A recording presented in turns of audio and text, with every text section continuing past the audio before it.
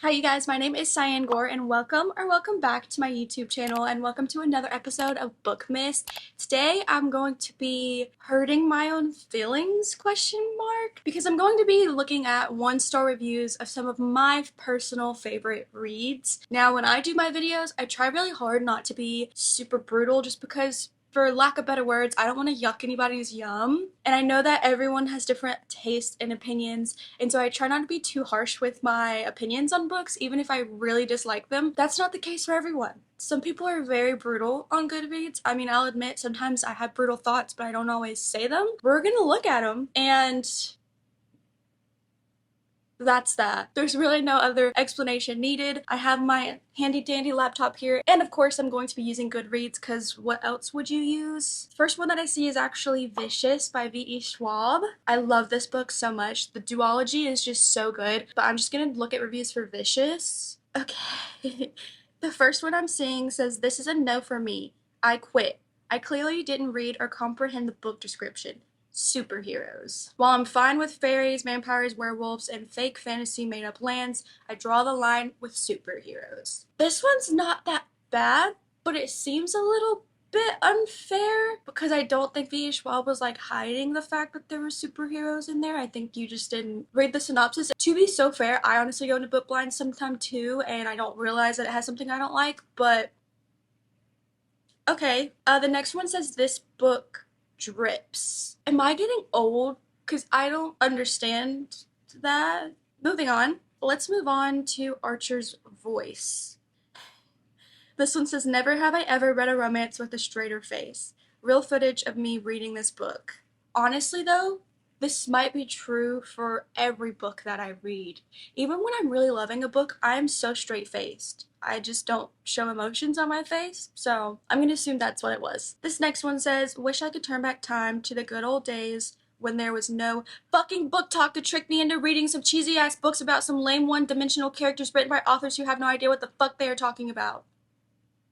You didn't have to yell at me. This other one said, "Why did I have to read about her teaching him how to be a real person?" Archer does give caveman vibes, so I feel that. Okay, next up on the list is The Nightingale by Kristen Hanna.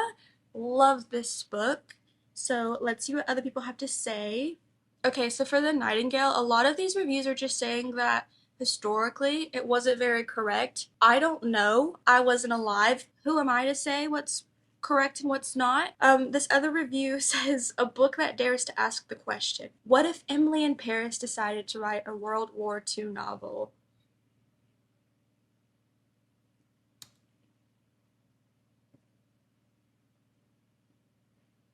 I get it. I get it, but I still love this book. Okay, this one might actually really hurt my feelings because we're gonna look at The Invisible Life of Addie LaRue, one of my favorite books.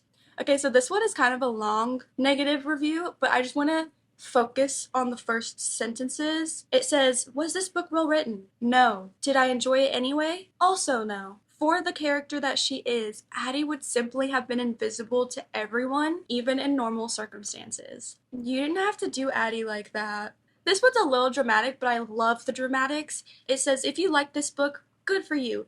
But fuck me, it was so boring, overhyped, and underwhelming. This book can sit on my middle finger and rotate." I just have one quick question. Is it rotating like this? Or like this? I'm just a curious gal. Ooh, another good one that I absolutely love is The Gracier. So let's look and see what people have to say about this one. The first thing I see is, "I think I would much rather get stabbed than read this book again." I think people really underestimate how painful it is to be stabbed. I wouldn't know, but personally a scooter to the ankle could take me out, and that's on a good day. This next one says, "What was the point? Who gave this 5 stars? Who are you? What are you doing? Hi." Okay, next we're going to look at From Luke Off with Love. This is another long one, but we're just going to look at the top sentences. It says, "At 20, people had already been shitting themselves all over him for years." Shitting themselves all over him for years. This was obviously like an editing error that they're pointing out, and I just wanted to talk about it because that's actually kind of funny. Shitting themselves. I'm kind of shitting myself that you didn't like this book. Next up, it just says meatball. think that's one of their nicknames for each other. I don't remember if he calls her Meatball or if she calls him Meatball, but if you hate pet names in books, I could see how this could be triggering. Because if a man called me Meatball, I don't think I'd fall in love with him, that's for sure. This one says, I did not get the hype, they just danced on ice. They did other stuff too. Okay, next up is another one of my favorite series of all time, The Boys of Tommen. We're just gonna look at the first book. So this one says, Shannon is such a pathetic crybaby. Couldn't stand her one bit. Honestly, it's a miracle I finished this book. I seriously don't know why everybody on the internet says it's an amazing book. I thought it would get better further into the story, but it didn't. Save yourself some time. Don't read this one. I just want to zero in on the Shannon is such a pathetic crybaby. She did get severely bullied and have an abusive father. Let the girl cry. This one says, if you remove all the repetitive drama and inner monologue, the book would be half its size and maybe more tolerable. Also, ugliest cover I've ever seen. That is very fair. It is a very long book, but I enjoyed every second of it. Also, yeah, those are the ugliest covers I've ever seen. The original ones, why does it scream firefighter romance? It's one of the 7 wonders of the world, you know? Next is one of my recent loves, which is the Zodiac Academy. Honestly, I think these are going to be pretty brutal, and I feel like most of these are going to be fair because I can agree that it is pretty trashy, but I still love it anyways, so let's see what the haters have to say. How can this book be published by people who don't know what a comma is? I've actually noticed this while reading this book. So yeah, I mean, honestly though, I think it's great representation that anyone can publish a book. So if you're having doubts about writing a book and you don't know if you'll get published, do it. This one says, Jesus Christ, I wish I was illiterate. You know, I don't think a book has ever made me feel this way, but nothing. I don't have anything else to say to that. This one says, the most viscerally horrifying piece of literature I've read in a long time. I love how there's no elaboration on this, so like what was horrifying about it? Plot, the characters, the grammatical errors, all of it? See, this proves my point as well, because this next review says, somewhere out there, there's a 15-year-old author who believes with all her heart that every boy in her school loves her. Oh, actually, this is going in a different direction. It says, and she has absolutely no editor. She wrote this book. Maybe say they wrote this book, because I think it's 2 authors. But besides that, next up is Still Beating. I will totally understand why people don't like this book, to be fair. I really enjoyed it. I'll admit, sometimes throughout this book, I was also frustrated with some of the things that was going on, so I'm interested to see what other people think about it. This first one says, disturbing, not in a good way. Romanticizes trauma and recovery, not swag. Honestly, I don't think it was romanticizing trauma and recovery. I think that the way the characters handled their trauma and recovery was not in a good way, per se, but I think that was part of what made it more realistic, is that not everyone just recovers from their trauma in a linear fashion.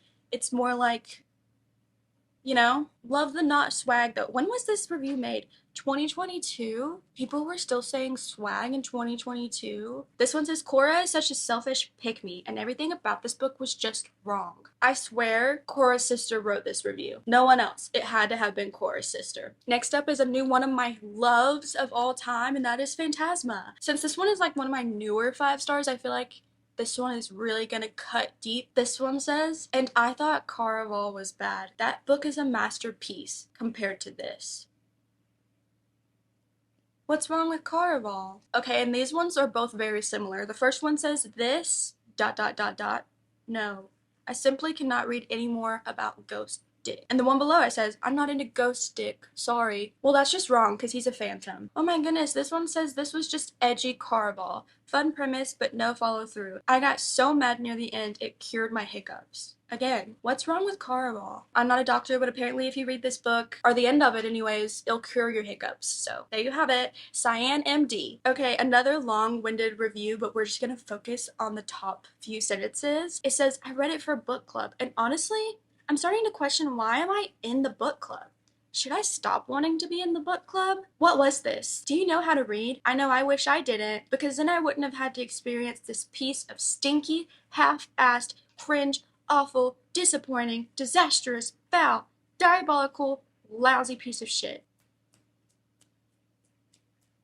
I love a use of a bunch of adjectives one after the other. Oh my god, was this my book club? So this next one is Heartless Hunter. Immediately, I actually kind of agree with this one. It says a menstrual cup would be a game changer for her. If you didn't know, this book's magic system revolves around blood, so our main character saves up period blood to use for her magic. And I'll admit, when I first read that, even I was like, that's weird, but then I just looked past it and everything was fine. Also, I personally use disc, so I can confirm our girly would love it. Next up says, girly was so terminally stupid, I debated checking this book into hospice. Rune was the embodiment of no thoughts, head empty, and Gideon certainly matched her freak, cause he was dumber than a rock. It's a good thing this book takes place before the invention of the push-or-pull door. Girly would have been stuck forever. But you know what? She was out here saving lives. This next one I'm very confused about because I don't know if they're just fully hating on the content of the book itself or the actual copy of the book that they purchased. My book smelled like bunions.